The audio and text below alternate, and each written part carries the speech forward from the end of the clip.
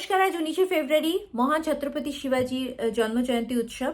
সেখানে আমাদের পিএম মোদি বা প্রধানমন্ত্রী তিনিও নমন জানিয়েছেন। আমাদের প্রত্যেকেরই তাকে নমন জানানো উচিত। তার নাম অবশ্যই আমাদের মনে রাখা উচিত। তিনিও সেই মহারাজদের মধ্যে একজন যিনি আমাদের ভারতবর্ষকে ঐক্যবদ্ধ করার প্রাণপণ চেষ্টা করেছেন। এবং যদি তিনি না থাকতেন 1700 শতাব্দীতেই আমাদের ভারতবর্ষ ইংরেজদের আমলে চলে যেত বা ইংরেজদের শাসনে অন্তর্ভুক্ত হয়ে যেত।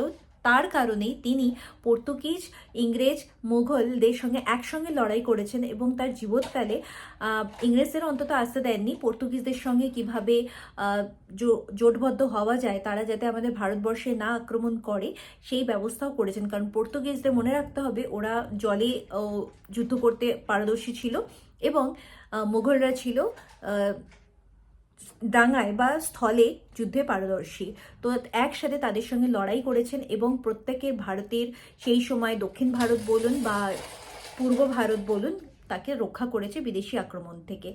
এবং তিনি তো রক্ষা করেছেনই, তার বড় ছেলেকেও সেই অনুপ্রাণিত করেছেন যাতে তিনিও আমাদের ভারতবর্ষকে রক্ষা করতে পারেন এবং সমস্ত রাজাদের ঐক্যবদ্ধ করে সেই সংঘবদ্ধ যে পরিকল্পনা চালিয়ে যেতে পারেন। তো অবশ্যই আজকে সেই মহান রাজার জন্মজয়ন্তী আমাদের খুব ভালোভাবে মনে রাখা উচিত এবং পালন করা উচিত। এবং এটাকে শুধুমাত্র একটা ছুটি হিসাবে নয়, এটাকে কোনো মহান কাজে আপনারাও যদি আশেপাশে কোনো মহান কাউকে যদি হেল্প করতে পারেন বা সেই কোনো মহান কাজের সঙ্গে যুক্ত হতে পারেন তাহলে আমার মনে হয় ভালো।